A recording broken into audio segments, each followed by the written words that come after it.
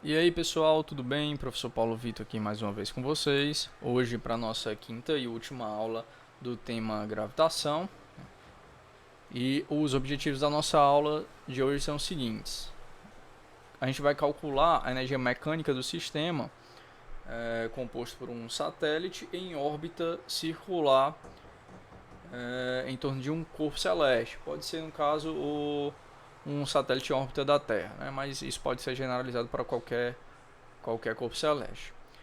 E ao final a gente vai generalizar o cálculo da energia mecânica não somente para uma órbita circular, mas também para uma órbita elíptica, sabendo nós que o círculo é um caso particular de uma elipse, então a gente pode generalizar isso, ok?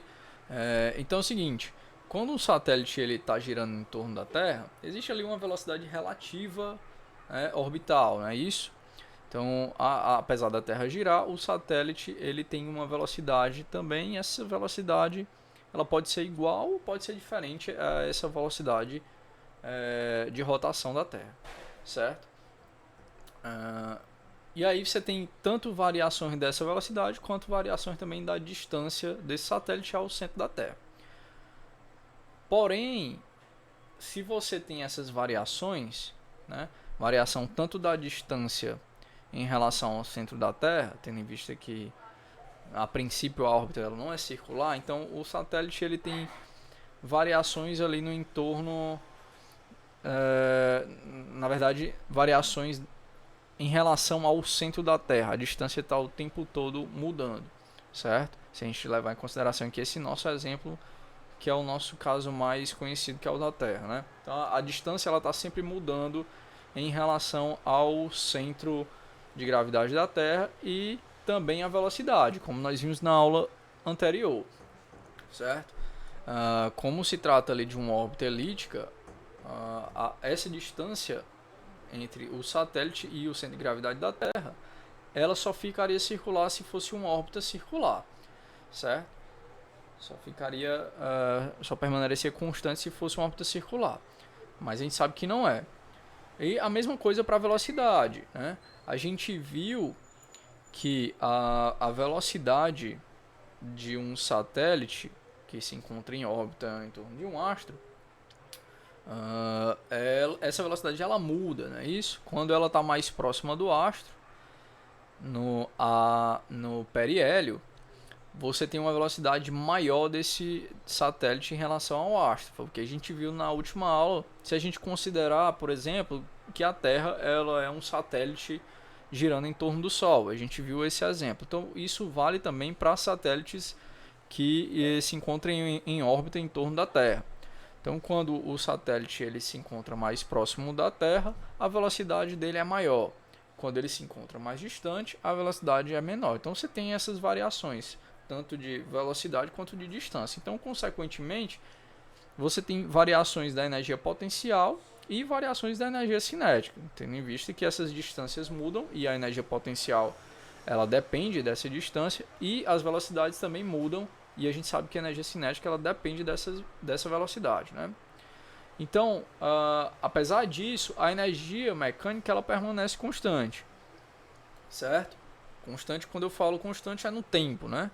Se você derivar dE dt, isso é igual a zero, porque a energia mecânica é constante, certo? Desconsiderar qualquer perda de energia no sistema, certo?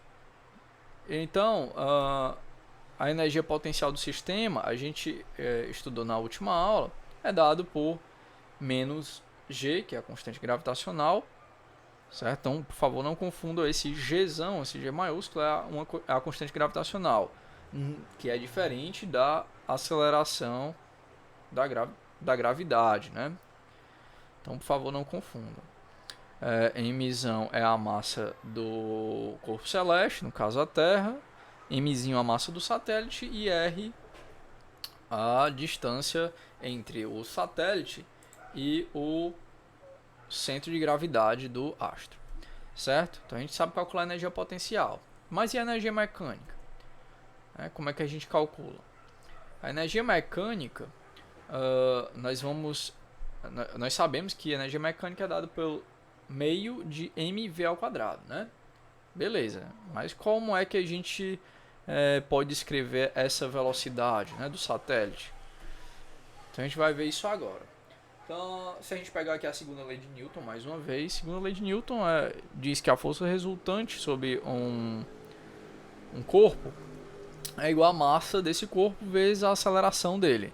Se a gente considerar que a órbita desse satélite é circular, então por isso que a gente vai considerar aqui esse caso mais simples, porque se a gente fizer isso, a dedução para a expressão da energia mecânica vai ficar bem mais simples. Então vamos ver lá.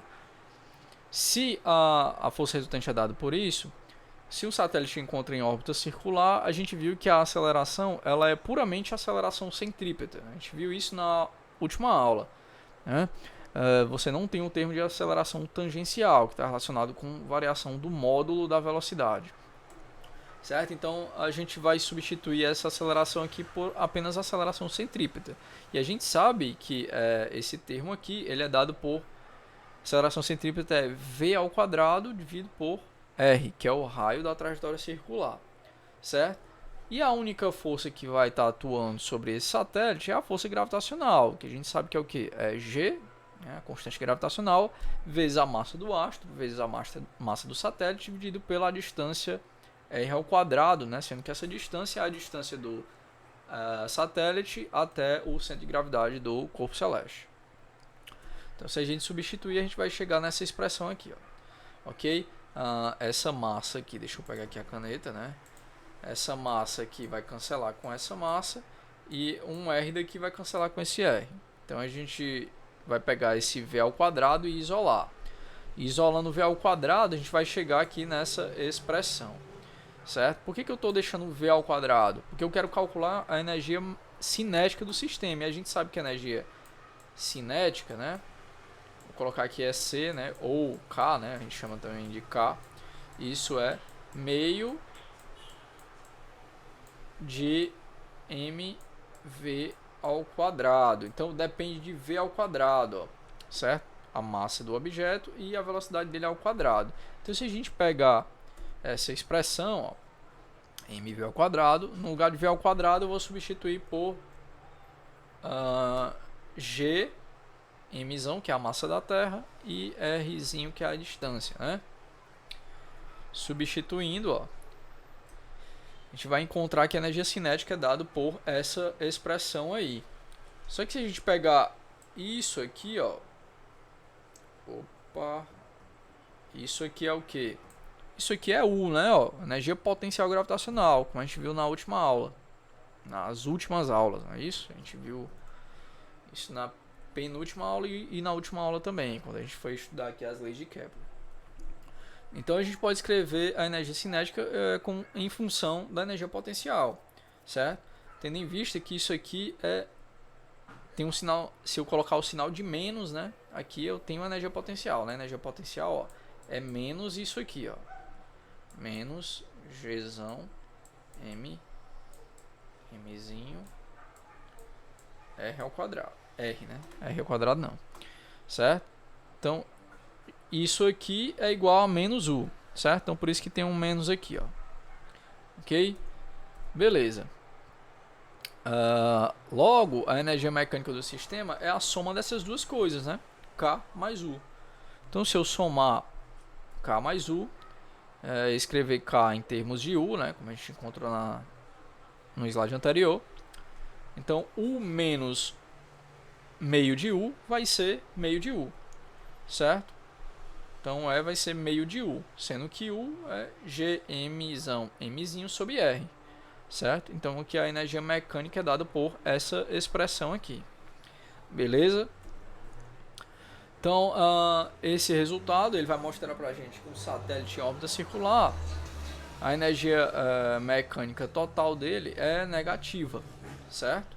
Como a gente está vendo aqui, ó, beleza?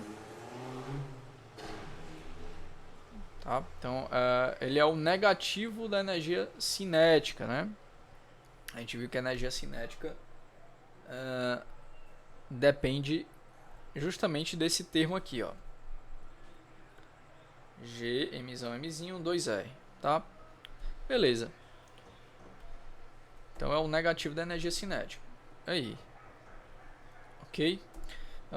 Então, para um satélite em uma órbita elíptica, com um semi-eixo maior A, né, como a gente já vinha definindo na aula anterior, semi-eixo maior da elipse, só para lembrar, tem aqui um elipse, o semi-eixo maior e o semi-eixo menor. Então o semi-eixo maior é esse aqui, ó. Deixa eu colocar de outra cor, ó. Me perdoem pelo desenho, pessoal, mas deixa eu apagar primeiro isso aqui.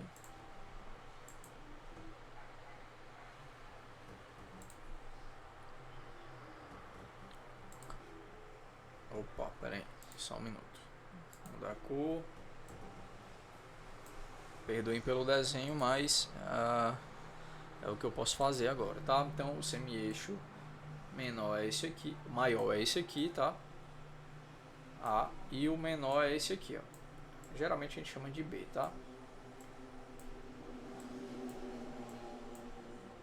Então essa distância aqui, ó, do centro da elipse até a borda no seu eixo maior, que é o semi-eixo maior, certo? O que é semi-eixo, né? Porque ó, é a metade do eixo, tá? Então, para um satélite que possui uma órbita elíptica com um semi-eixo maior A, a gente pode substituir o R da expressão anterior por A. E aí a gente vai chegar nessa expressão aqui para energia mecânica, certo? Então, de acordo com essa equação, a energia total do sistema de um satélite em órbita, ele não depende da excentricidade. Lembrando o que é excentricidade, pessoal? Excentricidade é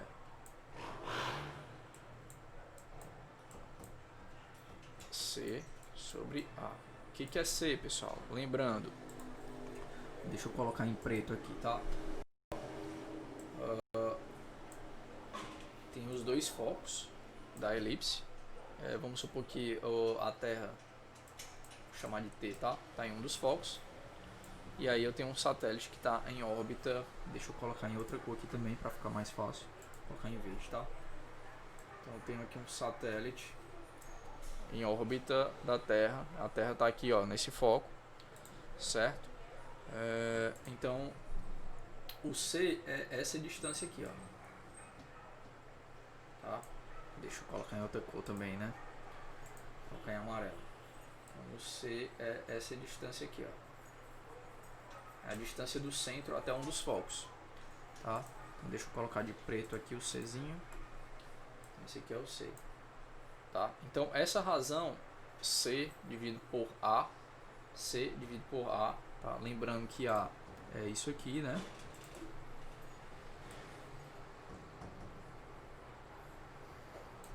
C é essa distância, A é essa distância aqui. Então essa razão me dá a excentricidade. Então a excentricidade está relacionada com o quê? Com o achatamento dessa elipse, certo? Então vamos ver aqui, ó, no slide seguinte, só para a gente revisar, né? Porque a gente já viu isso na última aula. Quanto maior é a excentricidade, mais achatada é a elipse.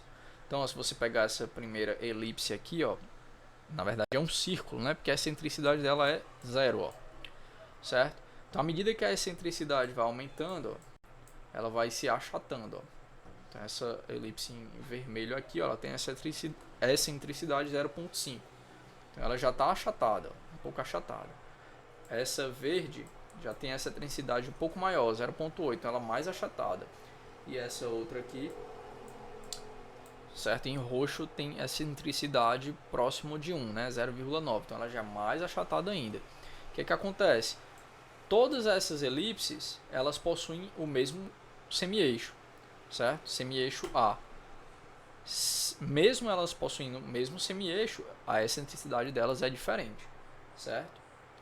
Beleza? Então, quando eu tenho órbitas com excentricidades diferentes, mas com o mesmo semi-eixo, então isso não importa para mim.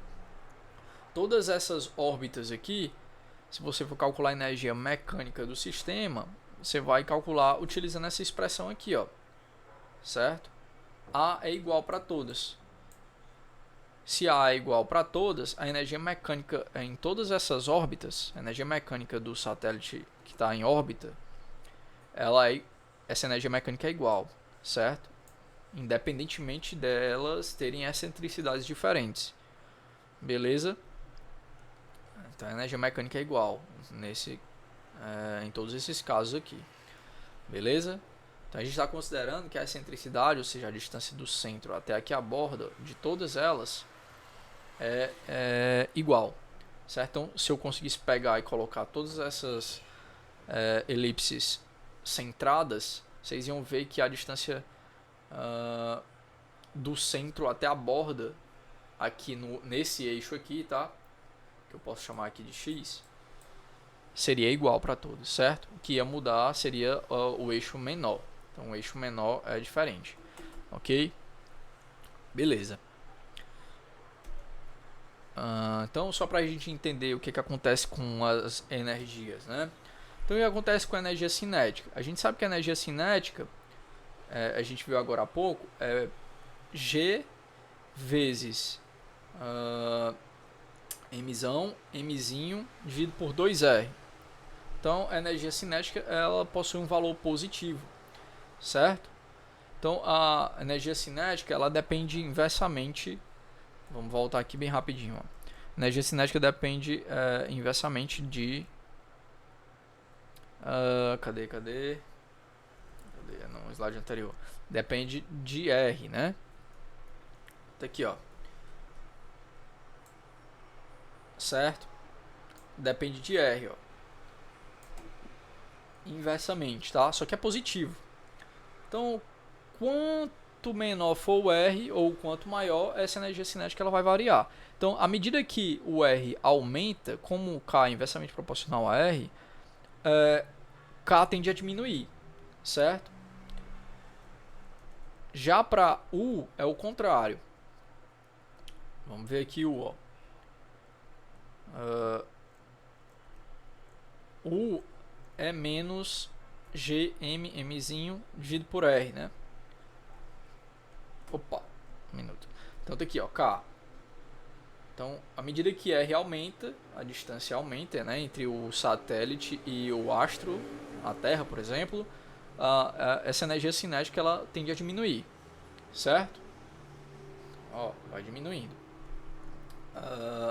Já a energia potencial, vamos só lembrar, é menos G, Mzinho, dividido por R, certo? Então, dividido por R. E tem um menos aqui. Então, U ele é negativo, certo? Então, U é negativo, ele nunca é positivo, né? Porque massa não tem sinal. G é constante e R só pode ser positivo, né? Não tem como ter uma distância negativa, né? Entre o satélite e o centro de gravidade daquele corpo celeste. Então, U vai ser sempre negativo. Então, quando R é grande, U tende a zero, né? Então, ó, a curva em amarelo é como se ela viesse lá, ó, de próximo do zero, né? Certo? Próximo do zero. Então, ó, à medida que o R vai aumentando, certo? O que vai acontecendo? Ó? À medida que o R vai aumentando, ou seja, eu vou distanciando o satélite do astro, U tende a diminuir, certo? Então, ó, à medida que o R vai aumentando, o U tende a diminuir, certo? Na verdade, desculpa, só um detalhe. Quando o satélite está próximo do astro, né, do corpo celeste, esse valor aqui é pequeno, né? R é pequeno. Se R é pequeno, U é grande. Isso eu estou falando em módulo, certo? Em módulo, esse valor aqui, ó, ele é bem pequenininho, né? Só que ele vem lá da parte negativa, ó, certo? Então ele é um menos alguma coisa aqui lá tendendo a infinito, né? Menos infinito no caso. Tende a menos infinito. Quando esse satélite se aproxima se distancia do astro, ou seja, quando o R torna-se grande, tá? À medida que R cresce, né, isso aqui tende a diminuir, certo? Em módulo, tá? Aí já é pequeno, né? Porque ele é negativo, né? Vamos colocar aqui o sinal, ó, levando o sinal em consideração. Então U vai ser sempre negativo, ó, tá? A energia mecânica também é negativa, como a gente viu anteriormente, ó. Energia mecânica, ele é menos Gm sobre 2, colocar R ou A aqui, tanto faz, tá? Então ele é menos a energia cinética, certo? Então, energia mecânica é sempre negativa também. E depende do inverso de 2R, né? Ou seja, a energia mecânica, o gráfico da energia mecânica é como se fosse o gráfico da energia cinética espelhado em torno do eixo da distância aqui, ó. Certo? Por quê? Porque os dois dependem do inverso de 1 sobre 2R. Certo? Já a energia potencial só depende de o inverso de R, ó. Certo? Como depende do inverso de R, ela é um pouco aqui abaixo, o gráfico é um pouco aqui abaixo do gráfico da energia mecânica, certo? Tanto U quanto E, tanto a energia potencial gravitacional quanto a energia mecânica são negativos. Só que U ele é um pouco mais abaixo aqui do gráfico da energia mecânica. Ok, pessoal? Então é isso. Então aqui eu trouxe um exemplo para vocês. Vou pedir mais uma vez para vocês darem uma pausa aqui e para vocês darem uma lida. A gente vai resolver esse problema daqui a pouco, ok? Dei uma pausa aí de 10 minutos para vocês entenderem e tentarem também, quem sabe, fazer e resolver esse problema, ok? Beleza. Até já. Ok, pessoal, voltando aqui para a resolução do nosso problema, vou fazer a leitura e em seguida a gente começa a resolução do problema, tá? Então, um astronauta brincalhão lança uma bola de boliche de massa m igual a 7,2 kg em uma órbita circular em torno da Terra. Então já facilita a nossa vida, tá? A uma altitude de h igual a 350 km. Qual é a energia mecânica da bola? A gente viu agora há pouco a energia mecânica. A gente calcula essa energia mecânica como sendo menos G, a massa da Terra, a massa do satélite, e essa distância aqui é 2R, ok? Beleza. Como a órbita é circular, então é R, tá? Se fosse uma órbita elíptica, vocês substituiriam por A aqui, porque seria o semi-eixo maior. Beleza, então é só substituir, tá? Então, ó, aqui. Substituindo, vocês só precisam ter cuidado por uma coisa. Vamos supor que aqui é a Terra e aqui é a bola de boliche, certo? Então a Terra ela tem um raio, certo? E esse objeto, a bola de boliche, se encontra a uma distância da superfície da Terra.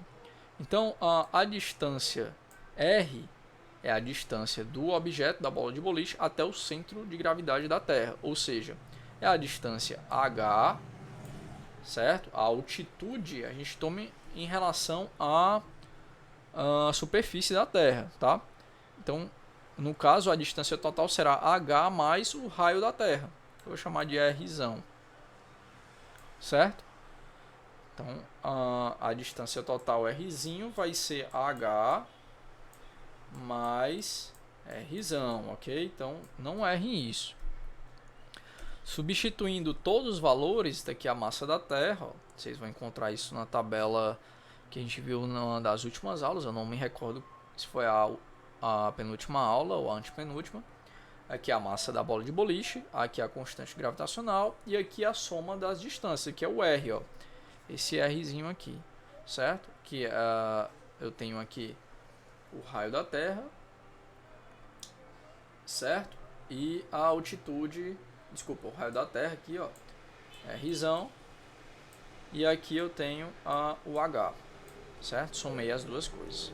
Fazendo essas continhas, vocês vão encontrar aqui a energia mecânica dessa bola de boliche, que está em órbita, é de menos 2,14 vezes 10 a oitava joules, certo? Então o item A está resolvido. Vamos para o item B. Item B, qual é a energia mecânica zero da bola na plataforma de lançamento de cabo canaveral? Então, a gente sabe que a plataforma de lançamento de cabo canaveral está na superfície da Terra, certo? Então já facilita a nossa vida, porque o R, para esse caso, a gente não vai levar em consideração uma determinada altitude, né? Então a distância vai ser propriamente o raio da Terra, tá? Tendo em vista que o Cabo Canaveral se encontra a uma altitude que é na superfície da Terra, beleza? Então, se a gente fizer essas continhas, a gente vai fazer o seguinte, ó. A energia mecânica é a soma da energia cinética mais potencial. A gente precisa levar isso em consideração também. Por quê? Porque a partir do momento em que a bola de boliche está na superfície da Terra, a Terra está girando, tá? Então, se ela está girando, além de possuir uma energia potencial gravitacional, que eu estou chamando de U0 aqui, ela também possui energia cinética devido a essa rotação da Terra, certo? Eu não estou dizendo que essa plataforma ela está flutuando, ela está sobre a superfície da Terra, então possui energia cinética. Então a gente precisa calcular essas duas coisas. Vamos calcular K0 e depois o U0. Então K0 a gente sabe que é mv ao quadrado sobre 2. Tá? A velocidade que a gente precisa levar em consideração é a velocidade de rotação da Terra. Se vocês procurarem isso aí no livro, vocês vão encontrar. Ou então, numa própria pesquisa no Google, você vai encontrar a velocidade de 1.666 km por hora. Então, você transforma isso aí para segundos, você vai encontrar um valor de 462. Deixa eu apagar aqui para vocês enxergarem melhor. 0,8 metros por segundo, certo? Beleza. Eleva isso ao quadrado, multiplica pela massa da bola de boliche, divide por 2, vocês vão encontrar aqui um valor de 7,71 10 a quinta joules, certo? E aí agora a gente vai calcular o U0, que é a energia potencial gravitacional. Então, lembrando, energia potencial gravitacional, para eu calcular essa expressão aqui, né? A gente viu isso há 2 aulas atrás. Substitui a massa da Terra, a massa da bola de boliche e o R, certo? Lembrando, né? É R, não é 2R. 2R é energia mecânica, certo? O raio, o R, é justamente o raio da Terra, né? Eu acabei de falar para vocês. Não a bola de boliche está agora na plataforma de lançamento que está na superfície da Terra. Então você não tem nenhuma altitude, certo? Então é o próprio raio da Terra, que a gente sabe aqui que é 6,37 vezes 10 a sexta metros, certo? Substituindo todos os valores, a massa da Terra, a massa da bola de boliche, G e o R. Opa, aqui tá errado, tá? Desconsiderem, deixa eu pegar isso aqui. Desconsiderem esse 2 aqui, tá? Não tem esse 2, certo? Então vocês vão pegar aqui só a massa da